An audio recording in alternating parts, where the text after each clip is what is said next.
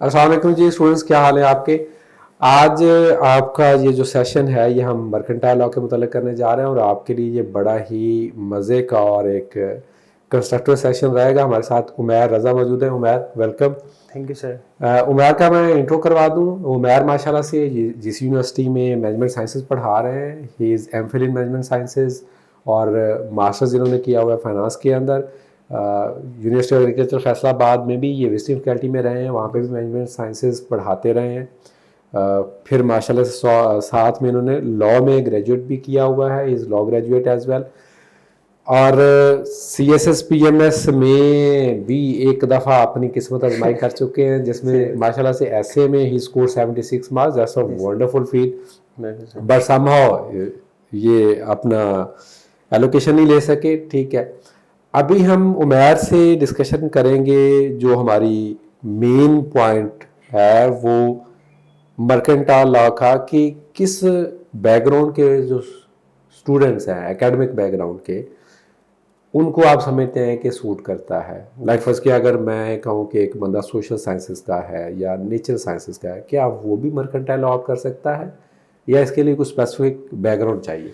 Sir मैं तो कहता हूँ कि नेचुरल साइंसेस से हट के अगर कोई बंदा आर्ट्स का भी है तो वो भी सर इसको ऑप्ट कर सकता है।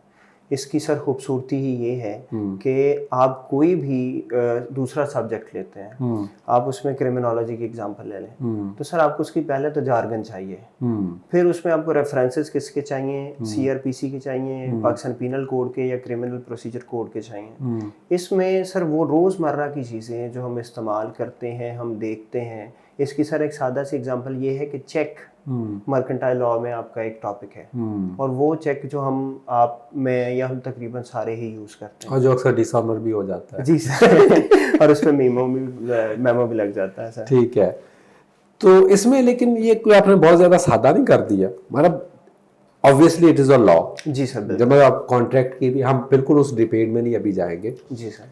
कॉन्ट्रैक्ट की भी एक डेफिनेशन है। मैं थोड़ा सा पहले आप इसका सिलेबस अगर हम डिस्कस कर लें जी सर, कि क्योंकि it is a mercantile law, जो कि यूनिवर्सिटी में अक्सर स्टूडेंट जो है वो बिजनेस लॉ के नाम से पढ़ रहे होते हैं। BCom के अंदर भी लोगों ने पढ़ा होता है इसको। बिल्कुल कहीं पे इसको बिजनेस लॉ कहा जाता है, कहीं पे इसको मर्केंटाइल लॉ कहा जाता है। तो हमारा जो CSS का सिलेबस है उसमें कौन कौन से लॉज या एक्ट्स शामिल है? हाँ जी सर, इसमें अपेरेंटली जब हम देखते हैं स्टूडेंट्स को ये होता है कि वो ये तो बहुत ज़्यादा है, क्योंकि सर 10 आ जाते हैं इसमें, एक्ट्स आ जाते हैं। अगर हम इसको इस तरह से शुरू करें, सर कॉन्ट्रैक्ट एक्ट है 1872, फिर हमारे पास पार्टनरशिप एक्ट है 1932, फिर सर हमारे पास आ जाता है निगोशिएबल इंस्ट्रूमेंट एक्ट 1881, और फिर सर इसमें आर्बिट्रेशन एक्ट है हमारे पास, इलेक्ट्रॉनिक ट्रांजैक्शन ऑर्डिनेंस 2002 है, कंपटीशन एक्ट है, कंज्यूमर प्रोटेक्शन एक्ट है। तो सर मिला के टोटल 10 बन जाते हैं। तो लेकिन अगर सर इनकी डेप्थ में जाएं हम या कंपैरिजन करें दूसरी चीज़ों के साथ, तो सर इसमें बमुश्किल अगर देखा जाए सिलेबस के लिहाज से भी तो एक आपके एक्ट में से 2 क्वेश्चन निकल आते हैं। और सवालों के निकलने के अलावा भी अगर देखा जाए, जिस तरह आर्बिट्रेशन एक्ट है, मेरे ख्याल में हार्डली 7 से 8 सफ़े का एक्ट है। एग्जैक्टली सर, ऐसे ठीक है, मतलब ये वाले वो एक्ट हैं जो अगर किसी का थोड़ा सा भी लीगल माइंड है, मतलब जिसकी थोड़ी अंडरस्टैंडिंग बाहर बेहतर है, तो आप 1 घंटे के अंदर अगर इसको एक्ट को पढ़ लें तो आपको क्लियरली आइडिया हो जाता है कि आर्बिट्रेशन एक्ट क्या है। इस तरह का, मतलब मैंने ये मेरा अकाउंटिंग का बैकग्राउंड है, तो हम ऑडिट में जब ऑडिट करते हैं तो कंज्यूमर प्रोटेक्शन एक्ट पढ़ा है सर, ऐसे ही। ठीक है, कंपटीशन ऑफ पाकिस्तान जो ये कंपटीशन कमीशन एक्ट जो है, ठीक है, वो कमीशन की फॉर्मेशन किस तरह से होगी, वो तमाम सारी चीज़ें उसमें लिखी होती हैं। चलो खैर, अच्छा अब इसमें मुझे 2009 के अंदर मेरी एक दोस्त थी बड़ी प्यारी, उन्होंने उनका MCom उन्होंने किया हुआ था। उनका बैकग्राउंड जो था वो ज़ाहिर कॉमर्स का था, तो उन्होंने अकाउंटिंग रखी हुई थी, साथ में उनको मैंने मर्केंटाइल लॉ रखवाया था। एट दैट टाइम 2009 में बहुत गंदा पेपर आया था कि उन्होंने ना कॉन्ट्रैक्ट टैक्स या ये जो आपका सेल्स ऑफ गुड्स एक्ट है इसमें से कोई सवाल ही नहीं पूछा था, और बाकी सवाल को हम छोटे छोटे एक्ट से पूछ रहे हैं। She still scored 70 marks in that era. अभी आपने को रिसेंटली इसका स्कोरिंग ट्रेंड चेक किया? जी सर, इसका स्कोरिंग ट्रेंड अगर देखें पहले मैं सर इसकी, क्योंकि हमारे एस्पिरेंट जो होते हैं वो ज़्यादा उनकी वो कंसर्न्ड होते हैं हमारे क्वेश्चन के साथ, क्योंकि वो स्कोरिंग और नॉन स्कोरिंग का सर इशू आ जाता है। पहली बात तो सर इसकी अंडरस्टैंडिंग हम कितनी अच्छी ले लेते हैं। दूसरा सर, अभी भी अगर हम देखें हमारे जो टॉपर्स में से लोग आ रहे हैं वो यही कॉम्बिनेशन साथ लेके चल रहे हैं। उसमें आप सर बिजनेस साइड भी देख सकते हैं, ऑडिटेड अकाउंटेंसी भी देख सकते हैं और मर्केंटाइल लॉ भी है। वो पूरा एक कॉम्बो सर उसमें। मैं आपको यहाँ पे सॉरी टू स्टॉप यू यार, मैं तो इस चीज़ का इतना बड़ा सपोर्टर हूँ कि आपकी सोच है। मैं कहता हूँ कि अगर किसी भी तरह से अगर आप ट्रेडिशनल सब्जेक्ट्स को अवॉइड कर सकते हैं, जी सर, ट्रेडिशनल सब्जेक्ट्स है कि आप राधा IR और पोलिटिकल साइंस, आप हम इकोनॉमिक्स ऑफर कर रहे हैं, हम अकाउंटिंग एंड ऑडिटिंग ऑफर कर रहे हैं, हम फिजिक्स ऑफर कर रहे हैं, ठीक है जी सर, और हम फिलॉसफी ऑफर कर रहे हैं जो कि एक रूटीन से हट के सब्जेक्ट है सर। तो इनके अंदर आपके स्कोर लेने के चांसेस क्या है, बहुत ज्यादा है। और उसमें ऐसा नहीं है कि मतलब आपने सब्जेक्ट टॉप कर लिया तो आपको उसे नंबर दे देने हैं, ऑब्वियसली आपको लिखना पड़ेगा उसके अंदर, बट ये कि उसमें कंपटीशन उतना नहीं होता जितना कि काम आपका जो ट्रेडिशनल सब्जेक्ट है उसमें हर बंदा मुंह उठा के आ जाता है, ठीक है मास्टर से चले। अच्छा, अब उसमें एक क्वेश्चन मेरे ज़हन में एक आ रहा है कि रीडिंग रिसोर्सेज, इसमें नॉर्मली मुझे एक याद है, वो पता नहीं कौन सी चीमा साहब की पता नहीं किसकी किताब होती थी, ग्रेजुएशन में भी सारे वो पढ़ते हैं, तो इसमें रीडिंग रिसोर्सेज आप कौन सा रिकमेंड करते हैं? सर रीडिंग रिसोर्सेज में क्योंकि हमें तो बहुत हर चीज़ की डेप्थ नहीं चाहिए, वास्ट नॉलेज नहीं चाहिए। मिसाल के तौर पे सर कॉन्ट्रैक्ट एक्ट है, उसमें हमें कॉन्ट्रैक्ट के एसेंशियल्स पता होने चाहिए, कॉन्ट्रैक्ट क्या होता है और उसकी काइंड्स क्या हैं, टाइप्स कौन सी हैं, हमें वो चाहिए। तो इसमें सर दूसरी हमें रिसोर्सेज अवेलेबल हैं मार्केट में, क्योंकि जो आप चीमा साहब की सर बात कर रहे हैं उसमें कंपनीज ऑर्डिनेंस 1984 या नेगोशिएबल इंस्ट्रूमेंट एक्ट जो है या सेल ऑफ गुड एक्ट 1930 है, वो ज्यादा डिटेल में है, नो डाउट बहुत अच्छी बुक है और हमने भी उसको कंसल्ट की हुई है। इसके अलावा सर दूसरी बुक्स हमें मार्केट में मिल जाती हैं, वो मैं अभी फिलहाल नाम उसके सर रिकमेंड नहीं कर रहा रिसोर्सेज के, लेकिन वो रिसोर्सेज सर बड़े इजीली अवेलेबल और बहुत अच्छे और मेयारी हमारे पास रिसोर्सेज हैं। इवन कि हम भी अगर उसमें ऑफर करते हैं, हम अपने नोट्स अगर ऑफर करते हैं किसी भी तरह से, तो वो बेहतरीन किस्म के वो रिसोर्सेज हमें अवेलेबल हो सकते हैं। अच्छा, उसमें एक मजे की बात यह है कि इसमें तो बेयर एक्ट इन्वॉल्व होता है ना? जी सर। लाइक फर्स्ट आपको अगर आप ओरिजिनल टेक्स्ट पढ़ते हैं, जी सर, कंपटीशन कमीशन का जो एक्ट है या कंज्यूमर प्रोटेक्शन एक्ट है या आर्बिट्रेशन एक्ट है, तो स्टिल कोई हमें कमेंट्री, क्योंकि देखिए उसमें तो कमेंट्री होती है ना, जो नोट्स हैं वो तो कमेंट्री है, एक्चुअल तो टेक्स्ट है। प्रॉब्लम जहाँ पे आता है कि बेयर एक्ट लोगों को इतनी उसकी अंडरस्टैंडिंग नहीं होती। अच्छा चले, खैर इसमें सर हम इस पे इंशाल्लाह एक सेशन स्टार्ट करने जा रहे हैं, तो how much time it will take? For me it kind of मतलब जो आर्बिट्रेशन एक्ट है वो तो शायद आधे घंटे के अंदर या घंटे के अंदर पढ़ा जा सकता है। कंपटीशन कमीशन एक्ट भी चले आपको एक लेक्चर लग जाएगा। हाँ, कॉन्ट्रैक्ट एक्ट या सेल्स ऑफ गुड्स एक्ट जो है उसमें थोड़ा सा टाइम आपका ज़्यादा लग सकता है। स्टिल आप क्या समझते हैं कि कितने के लेक्चर्स के अंदर ये कोर्स कवर हो सकता है? मैक्सिमम मैं ये समझता हूँ कि 1 month is more than enough for that course. कि अगर आप, और उसमें भी सर ये नहीं है कि आप उसको गुजारेंगे, आप उसको समझेंगे, पढ़ेंगे और चीजें आप में रच बस जाएंगी कि आप जब पेपर में जाके बैठेंगे तो आपको यूं लगेगा कि आपने तो बहुत अच्छी तरह और कई बार इसको पढ़ा हुआ है। ठीक हो गया। वो सर हमारे मेथड पे डिपेंड करता है कि हम उसको किस तरह से चीजों को लेके चलते हैं। और मैं ये समझता हूँ सर कि अगर मेरे नजदीक आप ये पूछें कि सबसे आसान सब्जेक्ट ये आपको मिल सकता है इसमें। वाह। हम सर पता क्या करते हैं कि हम जज करते हैं किताब को उसके कवर से।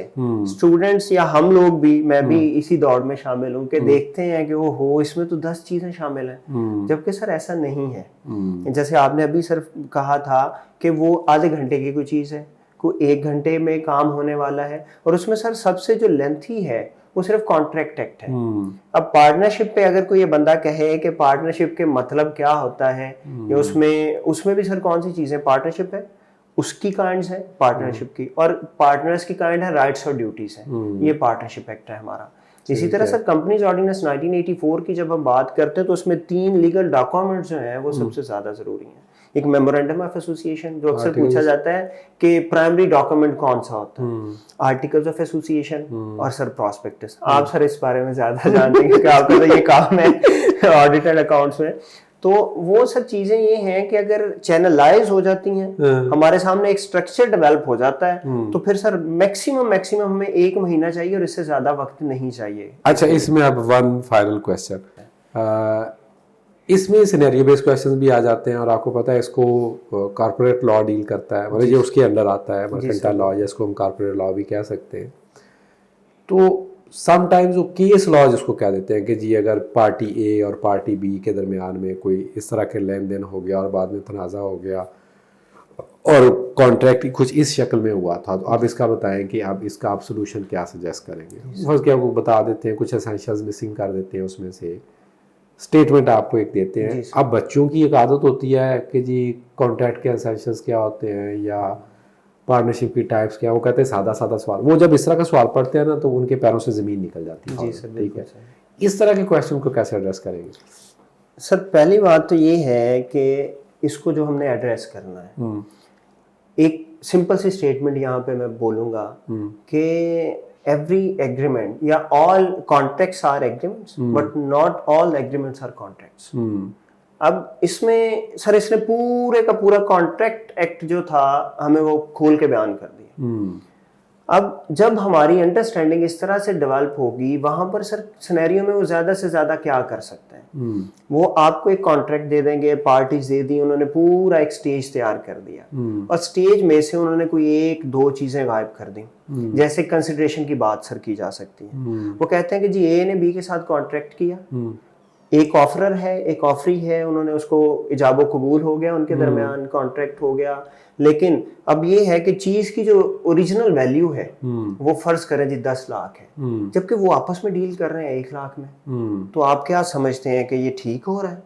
तो फिर वहां पर सर हमारा नॉलेज अप्लाई होगा रीजनिंग के साथ कि जो consideration needs not to be sufficient, कि अगर उन्होंने दे भी दिया है, अगर सर हमारे एसेंशियल्स वैलिड कॉन्ट्रैक्ट के हमारे माइंड में पड़े हैं, हम वहां से 2 या 3 चीजें जो मिसिंग हैं वो ईंटें उठाएंगे, वहां पे पुट करेंगे और सारा सिनेरियो हमारे सामने क्लियर हो जाएगा। वंडरफुल। तो सर हमने उसको अप्लाई किस तरह से करते हैं और अंडरस्टैंड किस तरह से करते हैं, जैसे ये एक कॉन्सेप्ट वो दे सकते हैं कि आप ये मानते हैं कि ये कॉन्ट्रैक्ट कॉर्सिव है कि एक बंदा 10 लाख की चीज 1 लाख में कैसे बेच सकता है। कोएर्सिव का मतलब होता है किसी को मजबूर करके, प्रेशर डाल के, मतलब आपने, मतलब कुछ लोगों को अगर उस वर्ड की समझ ना आई हो तो चले गुड हो गया, मतलब मजा आएगा, अल्लाह खैर करे इंशाल्लाह। अच्छा, उमैर बहुत अच्छे माशाल्लाह से लिटरेरी ज़ौक़ भी रखते हैं, तो इनको शायद इस चीज़ का आइडिया नहीं था कि मैं ये भी काम एंड पे करूँगा। नहीं सर, मुझे वाकई अंदाजा नहीं था। तो कोई 2-3 शेर कोई अच्छे से, कोई गज़ल, कोई नज़म जो आप सुनाना चाहें। सर मैं ना कुछ अशार अभी नात के भी सुने थे या रबीउल अव्वल के हवाले से, पहले मैं सर उस तरफ आता हूँ कि वो कहते कि उनकी वजह से है रब्त मेरा 3 के साथ, है उनकी वजह से। मैं सर इसको थोड़ा आगे पीछे कर सकता हूँ क्योंकि आपने अभी वो मुझे नहीं अंदाजा था। है उनकी वजह से ये रब्त मेरा 3 के साथ, खुदा के साथ, सहीफे के साथ, दीन के साथ। माशाल्लाह। सवाल कितने बरस थी जमीन रश के फलक, सवाल कितने बरस थी जमीन रश के फलक, जवाब सिर्फ 63 बरस यकीन के साथ। माशाल्लाह। तो दूसरी तरफ सर आते हैं, मैं गुलाम हुसैन साहब, आप मेरे उस्ताद हैं, मियाँ साहब भी, और मैं ऐसे में भी इफ़ आई गॉट 76, तो इन लोगों का भी उसमें और इनकी मोहब्बत हमेशा शामिल रही है। वो सर मैं कल गुलाम हुसैन साहब से भी बात कर रहा था कि वो 2 अशार हैं पंजाबी के कि मुक गईयां ने सावां हावां रह गईयां। मैं गुलाम हुसैन साहब से पूछा कि सर आपके पेरेंट्स भी उधर ही रह रहे हैं, तो उन्होंने कहा हाँ, तो आपने या मैंने, वो सारे हम शहरों में आ गए ना। मुक गईयां ने सावां हावां रह गईयां, यादां चुकदियां बावां रह गईयां, बाऊ सारे शहरां दे विच आ वसे, पिंडां दे विच कलियां मावां रह गईयां।